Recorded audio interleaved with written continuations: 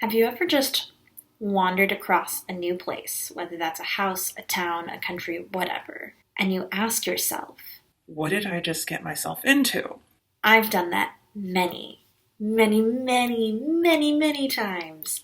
But over the years, I've realized that even though I can't plan for new places that are very confusing or places where I feel on edge, I can take note of signs that will inform me of those facts. And there are ways to pay attention to your surroundings when you're coming to a new place and know, hey, this actually might not be the best place for me to be right now, or hey, I really appreciate the concept of this adventure. I think, insert whatever you think.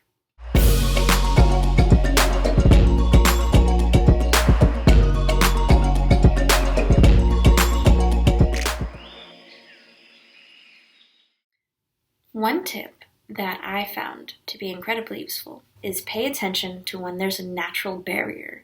So, are you crossing a river? Are you walking under a viaduct? When you do something like that, when you see a bridge, when you have to go down a different expressway, whatever, see if the surrounding world has changed at all. Typically, for whatever reason, it's like you put a barrier somewhere and boom, one side has this sort of vibe and the other side has a different sort of vibe. Like, truly, pay attention when you're driving or walking places. See if you can note where there might be natural barriers, whether or not you'd officially classify them as such. My mom pointed out to me once, and I was like, you're funny, that's not true, come on now. But I have found that it's true, and I challenge you to give me incidences where this is not true. Now, in regards to the actual areas themselves, you can normally get a good vibe just by paying attention to some details. For instance, is there litter on the street? Because whether you've grown up in places where there's always been litter or whether you've grown up in places where it's always been clean, it's an indicator of the type of attitude this community has towards their surroundings. Maybe they're too tired or stressed out or whatever to take care of their streets. Maybe taking care of their streets are a huge priority and cleanliness is the thing they strive for in this community. Whether you're looking for a cleanly spot or not, you can tend to tell what kind of neighborhood it is based off of, is there litter? Does the grass look mowed? It doesn't have to be like a Stepford Wives sort of deal, but it is a good idea, whatever your intentions or goals are, to just notice. How do the gutters look?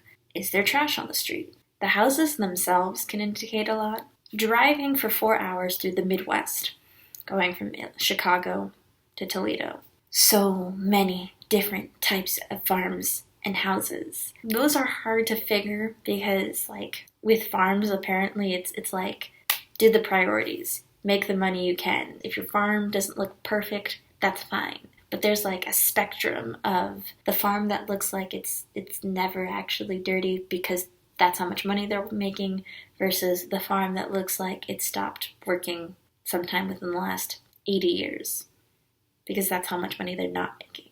And you can tell just by looking at them. Do houses seem tired? Does the paint not only look a little faded but just a little dead on the inside?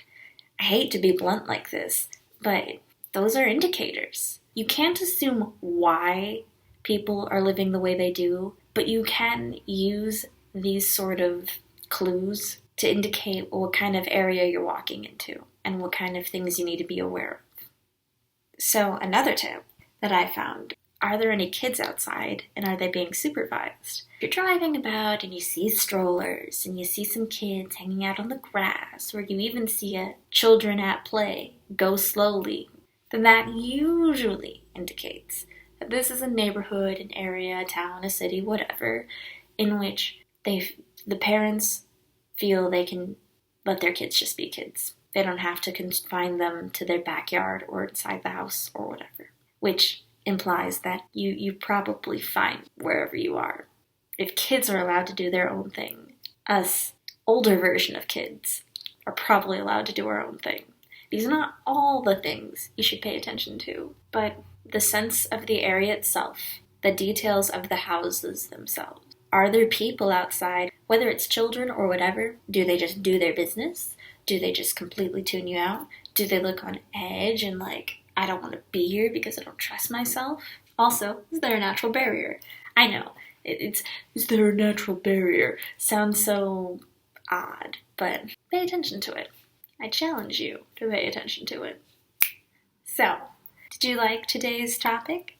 You should either A, hit that like button, B, leave a comment, or C, perhaps even hit that subscribe button so that I know this is content you are interested in. I am more than happy to continue talking about these sorts of things. I'd just like a little feedback, so to speak. In any case, I hope you have a lovely day and that you stay awesome.